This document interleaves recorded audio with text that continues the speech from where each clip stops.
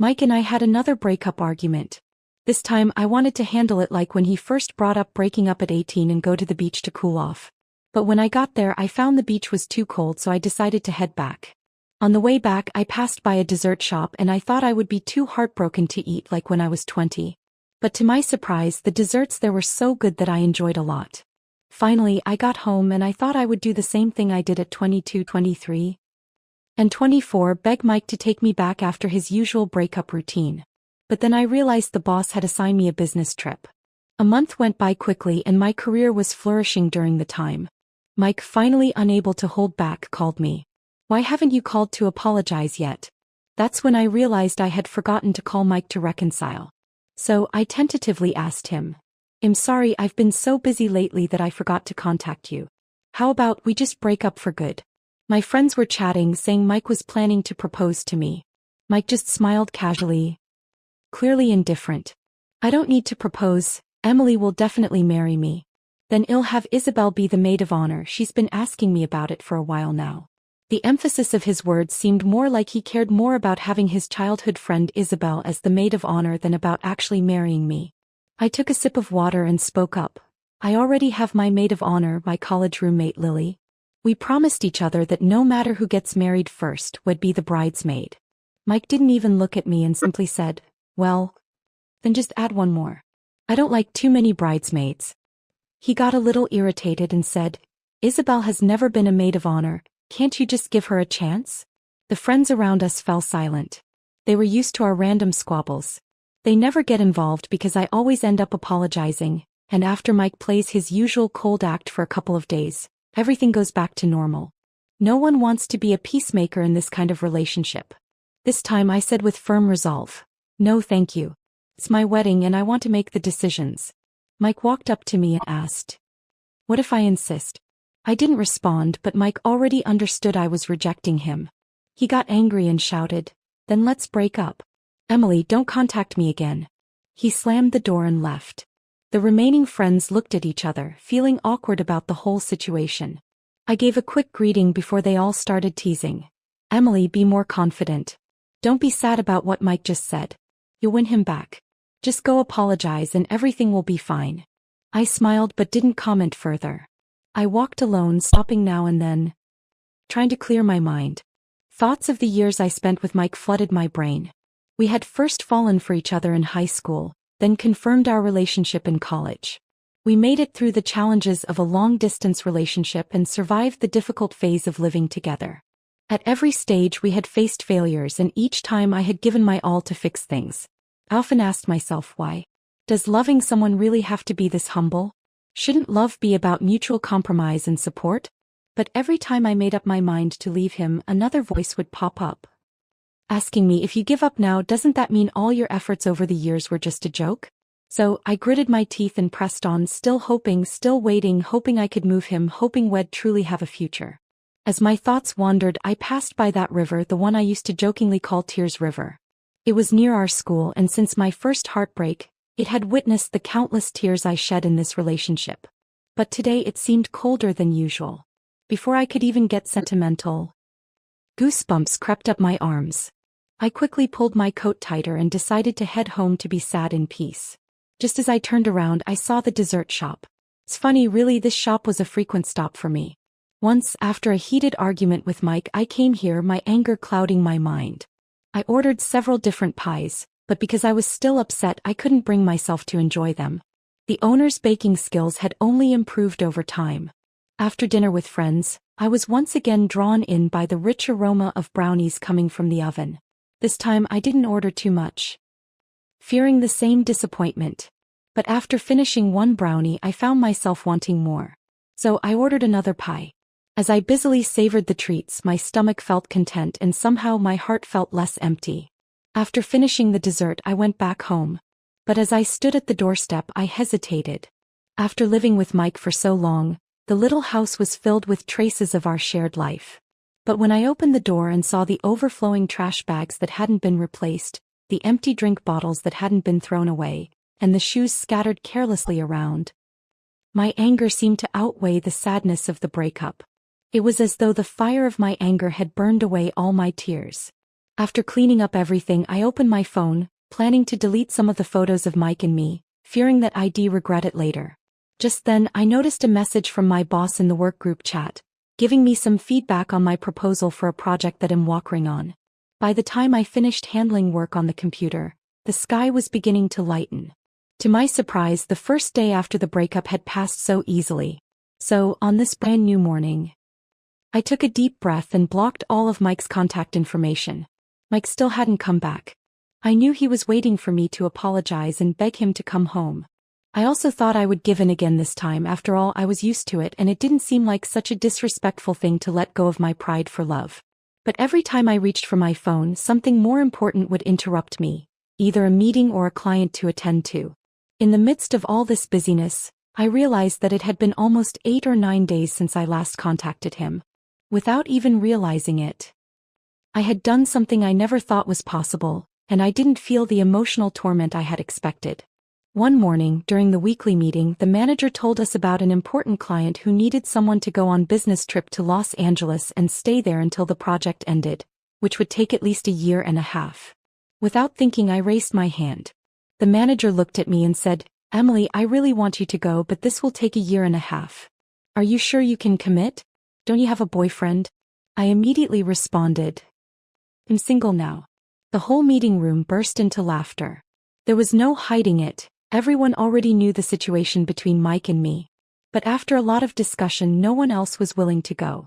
After all, leaving the headquarters for a year and a half meant that returning afterward could lead to an awkward position in the company, and it wasn't the best move for their career trajectory. But for me, the main benefit was not just escaping from Mike and getting some clarity on my emotions. More importantly, Los Angeles, where the client was, had always been a city I wanted to live in. Mike had always refused to leave here.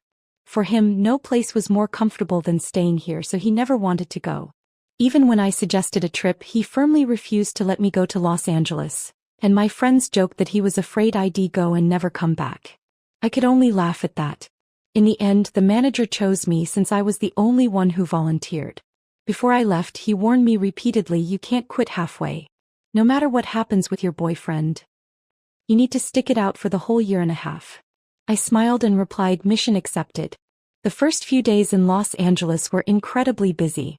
I worked 2 straight weeks of overtime, barely finding time to look for a place to stay, and had to stay in the hotel arranged by the client.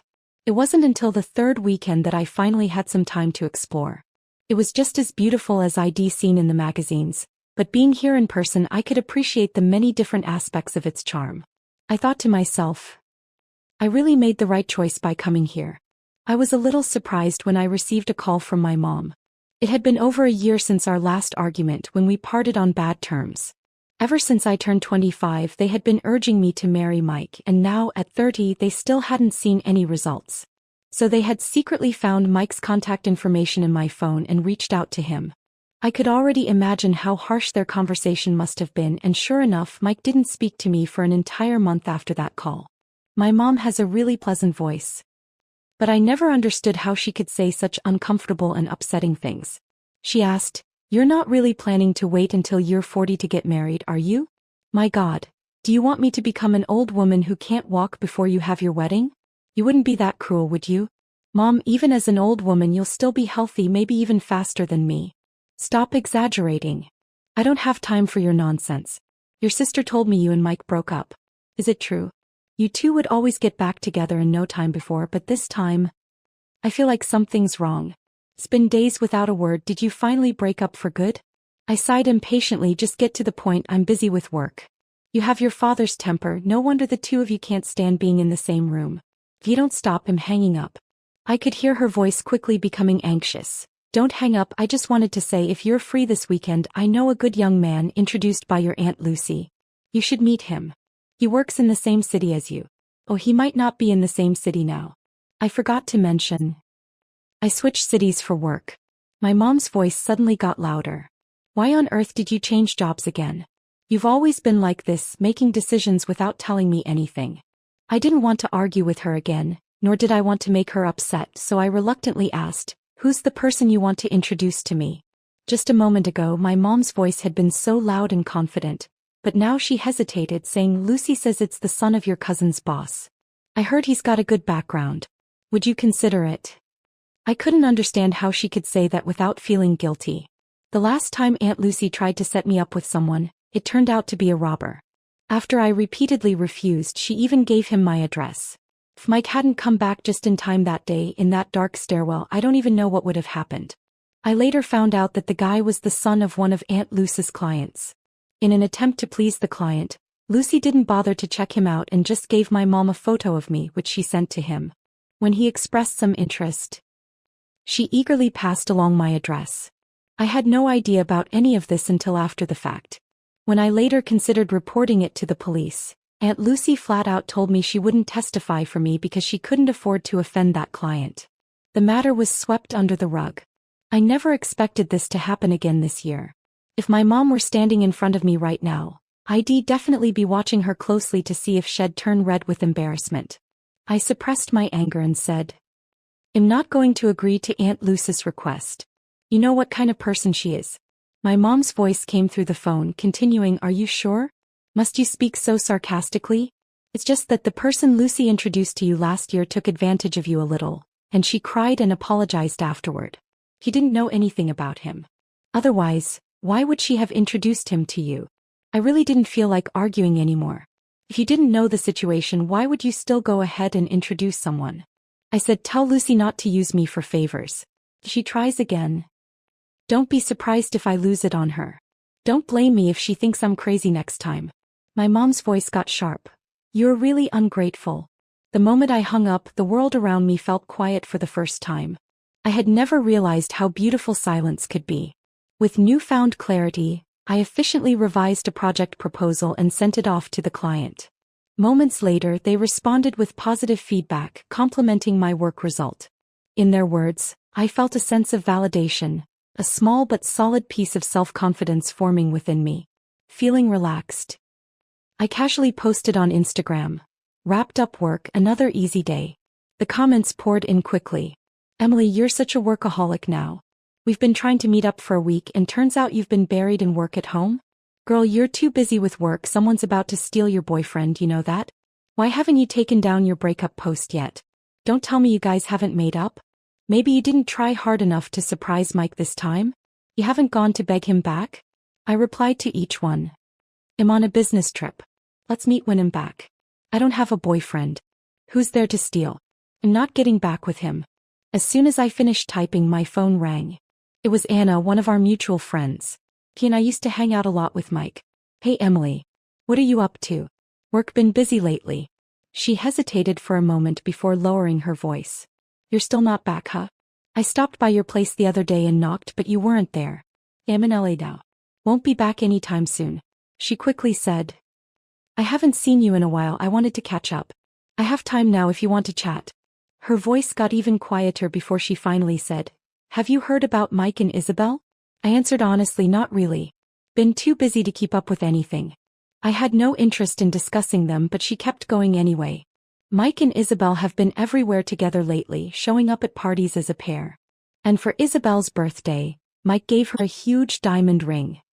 Everyone's speculating they might be a couple. But Mike won't confirm it, probably because he's still waiting for you to apologize." I suddenly laughed. Before she could react, I asked, "Apologize? For what?" She paused, caught off guard. "Wait, what? But you always apologized first. I just assumed I used to apologize because I cared. But what if I don't care anymore?" Right as I finished speaking, I heard a cough on the other end. Then a loud door slam. Anna awkwardly wrapped up the call a few moments later. Honestly, the moment Anna spoke, I already knew Mike was with her. We had been together for too long. I knew everyone's habits, their personalities, their tells. Anna had always been straightforward, never one to beat around the bush. But today, she sounded like someone was watching her, like she was carefully choosing her words. The moment I answered the call, I had sensed something was off. Hours later, Anna sent me a long message.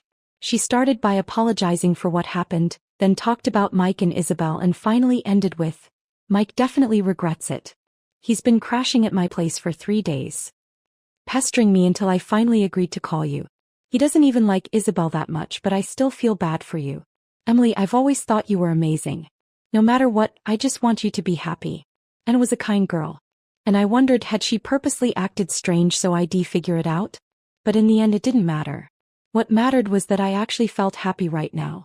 That afternoon the first blocked call appeared on my screen. Mike. It was almost laughable. I had been gone for nearly a month. And this was the first time he had called me, only after his little test through Anna had failed. For the first time I looked back at the past years with Mike and thought none of it was worth it. Then a text message popped up from an unknown number. Emily, where did you put my suitcase? So this is how the man I loved for more than 10 years will act in this situation. No emotion. No hesitation. No regret. Even now he couldn't lower his pride. Even with such a flimsy excuse, he had to sound arrogant, as if saying one kind word to me might kill him. I didn't respond. But later that night, after a long evening meeting, I had a brief moment of weakness and picked up his call. Through the phone, Mike's familiar voice came through, low and slightly hoarse. Where are you? In my office. Why did you block me? I answered calmly, because we broke up. His voice rose slightly. So breaking up means you have to block me? We've broken up so many times before, why didn't you block me then? I replied just as smoothly, how do you know I didn't? In all our past breakups, did you ever try calling me? Wasn't it always me apologizing and begging to get back together? He repeated the question. Where are you? It was the end of the workday and my colleagues were passing by saying their goodbyes. I got distracted, returning their greetings, completely forgetting Mike was still on the line. After a long moment I realized the call hadn't ended. I said hello? His voice came through, softer now. This is the first time you / ever ignored me.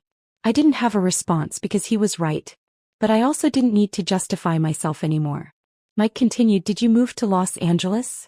So I answered without hesitation, yeah, I'm here for work. This time. His voice dropped noticeably. You never used to take business trips. You always said if you left, there'd be no one to take care of me. You always put me first. I wanted to laugh. I also wanted to cry. A wave of emotions crashed over me and I told myself, Emily, you spent years putting a selfish person first.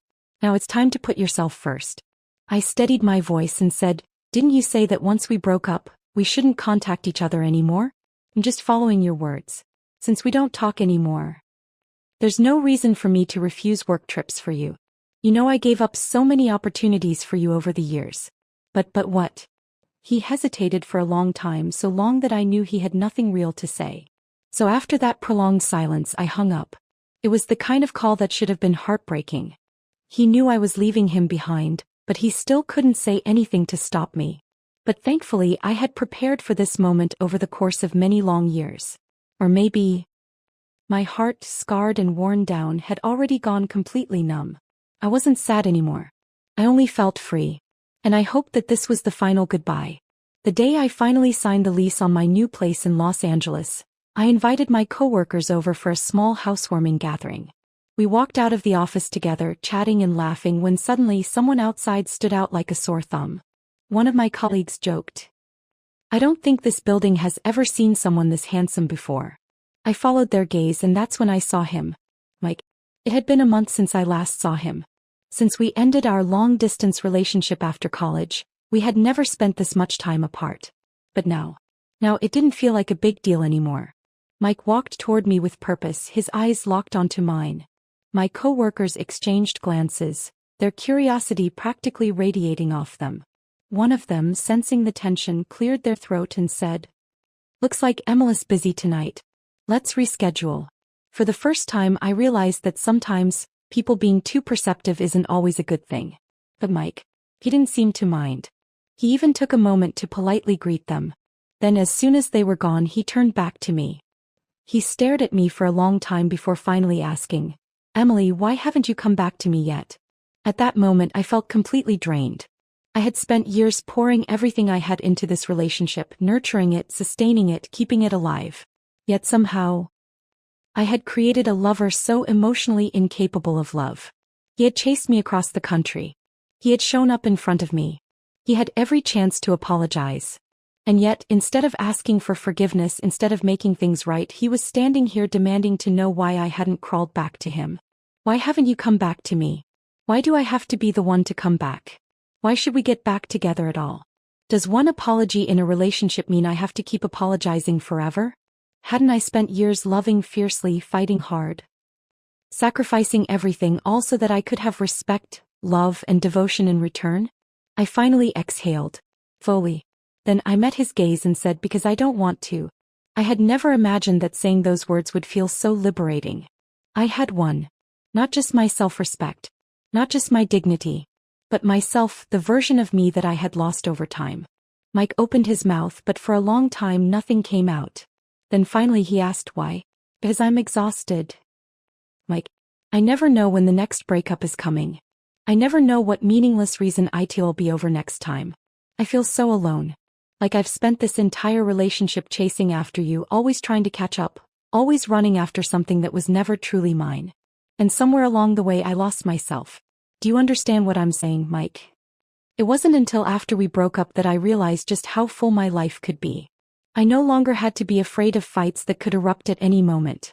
I no longer had to brace myself for another inevitable breakup. I no longer had to walk on eggshells, constantly worried about when the next storm would hit. For the first time I was my own center of gravity. I was in control of everything. And it felt incredible. Mike looked at me and asked, "You don't love me anymore?" He was taller than me, which always made direct eye contact a bit of a challenge. But this time, I barely had to tilt my chin upward to see the helplessness in his eyes. 10 years, Emily. It took 10 years for this proud man to finally lower his head to me, even if just a little. I guess not anymore. I said it coldly. He took a step forward, reaching for my hand, but I instinctively stepped back. That small movement hurt him. For the first time I saw raw sadness in his eyes. "You're avoiding me?" I let out a quiet laugh. "Do you remember how I used to beg you to take me back?" Mike had always been arrogant. He had grown up being adored, never needing to lower himself for anyone. Even in our relationship, I was the one who pursued him first. Maybe from that moment on, our fate had already been scripted. He had dumped me so many times because of Isabel, his childhood friend. And every time I bent over backward to keep him. I even bought Isabel gifts just so she wouldn't hate me, just so Mike wouldn't leave me over her. Now looking back, I could barely stomach the memory. It was humiliating. I had no self-respect, no self-love. Hearing my words, Mike froze. For a long time he said nothing. Because he knew it. He knew that in this relationship, I had never been treated with dignity. Mike, before you ask someone else a question, ask yourself first. What do you mean? Before asking me if I ever loved you, ask yourself, did you ever love me? I left him standing there. And then I walked away. I didn't look back. Some things in life only feel truly liberating once you finally have the courage to do them. Like realizing how good it felt to leave Mike far behind. From that moment on, he was no longer an obstacle in my life. No matter where he appeared, he had no power over me anymore. For example, at the negotiation table. For some reason, Mike had suddenly become my client. Despite knowing nothing about renewable energy, he had used his money to invest in a mid-sized energy company and was now here, sitting across from my client, trying to make a deal. As the supplier, I was naturally included in the meeting to explain the technical details of the product. Mike didn't seem too concerned about the service package we were offering, but he was very interested in the product itself, which meant I had to be at peak professionalism to handle his questions. By the time the meeting wrapped up, it was already 6 p.m. Mike stood up with a polite smile. "Thank you for your hard work today, everyone.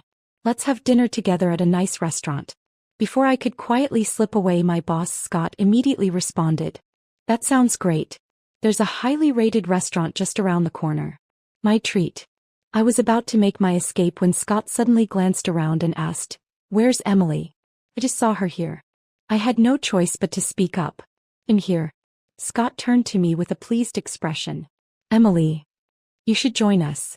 You did an incredible job today. The product demo and explanation were spot on." He then turned to introduce me to Mike. When Emily first joined, I was worried she might be too young and inexperienced. But after working with her, I realized she's one of the most capable people on our team. "Emily, this is Mike White. We'll be collaborating with him moving forward." Mike extended his hand toward me. "Pleasure to meet you." I hadn't expected such an eventful dinner. Just as we arrived at the restaurant and were about to take our seats, we ran into someone familiar. Isabel. She walked up to Mike with ease, her tone casual yet intimate. "Mike, why didn't you tell me you were coming here?" There was so much to read between the lines, from her tone to the choice of words. It was clear that whatever was between them was not simple. Scott, always quick to assess a situation, immediately invited her. "Since you're a friend of Mr. White, why don't you join us for dinner?" Isabel smiled and nodded, then stepped forward and wrapped her arm around Mike's. "Sure, thank you." A colleague standing next to me whispered. "Is she seriously trying to mark her territory? This is a business setting, how unprofessional." Mike, however, didn't immediately follow Isabel inside. Instead, he glanced back at me. I ignored him and excused myself, heading to the restroom. By the time I returned, the food had already started arriving. And just as I walked in, I caught part of Isabel's conversation. "Oh, Mike and I aren't like that. You guys are misunderstanding. He has a girlfriend." To my surprise, one of my colleagues casually added, "Then I feel bad for his girlfriend." Scott sighed and rubbed his forehead. "Why are you even here? You never come to these dinners." I turned to see the person who had spoken. It was the same cute-looking coworker who had whispered to me earlier about Isabel. I hadn't expected her to be so blunt enough to make even the boss nervous. Without hesitation, she replied, "I'm here for the food. If we have to work through dinner, we might as well get a good meal out of it, right?" Scott sighed and made the introductions. "Mr. White, this is Olivia Chase, our product line's lead project manager." Isabel, in a sickly sweet yet condescending tone, said, "Wow, I didn't expect your lead project manager to be so young. Must be very talented." Scott simply closed his eyes, then shot Isabel a look of pure sympathy. Took me about 10 minutes to fully understand why. Olivia finally spoke, her tone as sharp as a knife. "I look young because they're this thing called cosmetic procedures. You spend enough money and it makes you pretty. Unfortunately, it does nothing for intelligence. Otherwise, I do recommend you try it." She took a casual sip of her drink before continuing, "But even if Botox can't fix your brain, there's something else that might help. It's called a mirror. Or, if that's too much effort, just pull out your phone, turn on the front camera and take a good look at yourself. Because if you did, you'd realize you should have stayed home, since lack of intelligence is practically tattooed across your forehead." The room fell completely silent. I almost choked on my drink. But Olivia wasn't done. "If you were actually Mr. White's real girlfriend, I'd at least understand your delusional behavior, maybe even let it slide. But you're not. So what exactly are you showing off for?" She looked around the table, then smirked. "Let's see, other than Emily and me, the rest of this table is full of men. So tell me, who exactly is bothering you?" Then with a raised eyebrow she asked, "And seriously, why are you even here? From the moment you walked in, I could tell you were unemployed. What kind of jobless freeloader just happens to show up at a business dinner, conveniently bumping into an old friend? Who invited you?" With a final bite of food, she calmly wiped her mouth, then turned to Scott. "Scott, that last question was the most important one. I'll leave the mess to you now, but I expect an answer. This could determine whether we reconsider partnerships with certain companies." With that, she grabbed her bag, took my hand and said, "All right, everyone, we're heading out. Enjoy your meal." She shot Scott a playful wink, then dragged me away at full speed. Olivia happened to live in the same neighborhood as me. It was close to our office, which was why so many of our colleagues rented places nearby. As we walked, I kept thinking about how to tell her the truth, that Mike was my ex. She had been so fiercely protective of me tonight, standing up to Isabel and even dragging me out of that awkward dinner. I couldn't keep lying to her. I was still trying to find the right words when she suddenly spoke from my right. "Emily, your ex-boyfriend is trash." I turned to her in shock. She took one look at my expression and burst out laughing, reaching over to pinch my cheek. "Why are you so surprised? Didn't he stop you in front of the office the other day? I left 5 minutes after you and heard the whole thing. And today? Come on, he was so obvious in the meeting, staring at you, asking you all those questions. You really thought Scott didn't notice? He called you over because your ex asked him to. Otherwise, Scott never would have insisted. Sometimes with girls, once a conversation opens up, everything just flows." By the time we reached our neighborhood, we had talked about everything. And that's when I realized she was 4 years older than me. I never would have guessed. Her face was fresh and youthful, her skin flawless, her body proportionate and toned. Looking at her, I felt like I was seeing a different version of life. A version I had never allowed myself to consider. The truth was, I had never struggled financially. I earned a good salary. But back then it was never just about me. I had to fit into Mike's lifestyle. He came from money and his standards were high. To be fair, he was generous with me too, but I wasn't the kind of person who liked to constantly take from others. So to keep up with him, I bought things that weren't even part of my world. A 1,500 facial cleansing device. A 200 bottle of shampoo. A 100 normal size cupcake. None of these were outrageously expensive on their own. But for someone like me, someone with a solid income but also a habit of saving, it was a financial burden.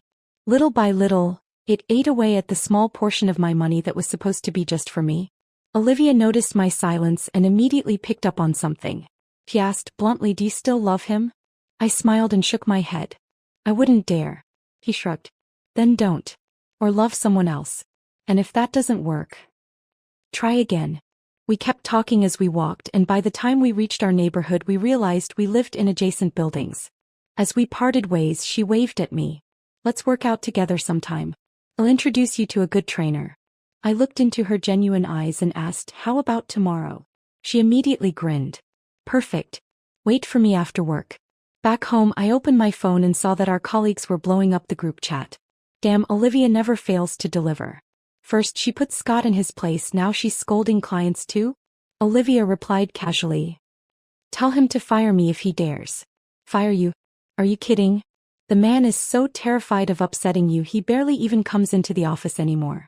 Olivia was the only one in our entire company who could handle the entire product pipeline from design to development to production.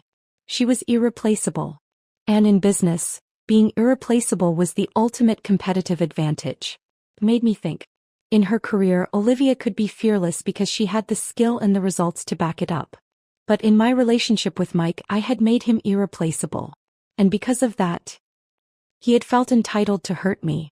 His leverage was my love. But what he never understood was that love without reciprocity cannot last forever. One day it will fade. Or worse, it will be replaced. Remember that, Mike. Scott barely stayed mad for half a day before Olivia's new product line went live, and completely won him over. He practically ran to her office, beaming.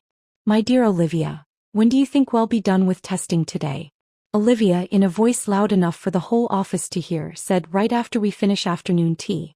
Scott got the hint immediately. "Understood. Afternoon tea is on me." Meanwhile, Mike/'s partnership with the company continued. He seemed very interested in Olivia's new product line and showed up twice to observe. Scott paired me up with Olivia to present the product to him. Olivia rolled her eyes but said nothing. That evening, after the workday ended, Mike asked me out to dinner. "Can I take you to dinner, Emily?" Honestly, I had no interest in entertaining him. But I remembered what Olivia had said: toxic relationships should be cut off quickly like a clean wound. I was glad I took her advice. Because that night, I finally heard Mike say something I never thought I'd hear. An apology. Sitting across from me, his eyes were red and he whispered, "I'm sorry, Emily. I hurt you. Can you forgive me? I swear I'll never suggest breaking up again. If you agree to marry me, we can get married immediately." Who would have thought? The marriage proposal I had begged for, dreamed of, cried over for 10 years, was finally here. And yet all I could think was, how funny. A year ago, even just a few months ago, I would have been ecstatic. But now it was just ridiculous. This time, I asked him the question. "Why do you want to marry me, Mike?" His answer was immediate. "Because I love you, Emily. I can't live without you. The time we've been apart, I realized that you were like air to me. I never noticed it before, but the moment I lost you, I couldn't breathe." Oh, what a grand and noble declaration. If only I could feel his sincerity. But isn't love something that should be felt, not just spoken? Otherwise, wouldn't every hollow confession be the truth? I looked at him, his eyes reflecting nothing but me. "Mike, do you know what you taught me?" He stared at me. "Waiting."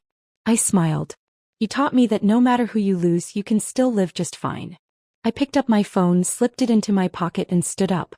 Still smiling, I said, "I'm giving you this lesson today. You can take your time learning it, starting with this dinner all by yourself." I turned and walked away. This time I didn't glance back.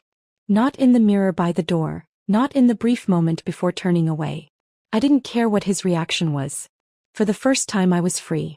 And it had only taken me 6 months to be reborn. All wounds heal. With time they scab over.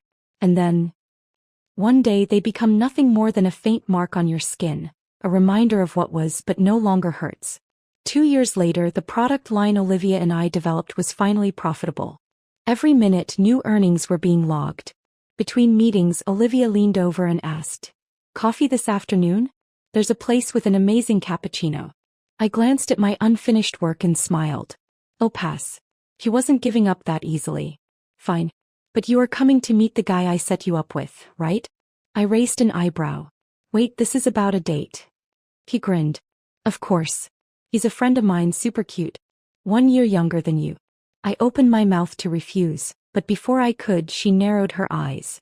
"You're not actually thinking about getting back with Mike, are you?" Olivia had never hidden her disdain for Mike. Even after all these years, even after our successful partnership, she still worried that I might fall back into my old ways. I laughed, shaking my head. "Fine. We'll go. I like cute guys. He sounds promising." Turns out he really was cute. Not just good-looking but full of life. Effortlessly charming. Even Mike would have felt inferior standing next to him. One evening he was dropping me off at the office when we ran straight into Mike. Mike froze. Then disappeared for 3 days. Olivia smirked. "He's home nursing his wounds." "Good. Let him. After all, I healed mine on my own. And I had better things to do, like go on my next date." That's my story. Thank you for being here. I hope it maybe also gave you some inspirations to think about. If you have any thoughts, drop them in the comments below. And if you liked this video, don't forget to like and subscribe. I'll see you tomorrow with another story. Until then, take care.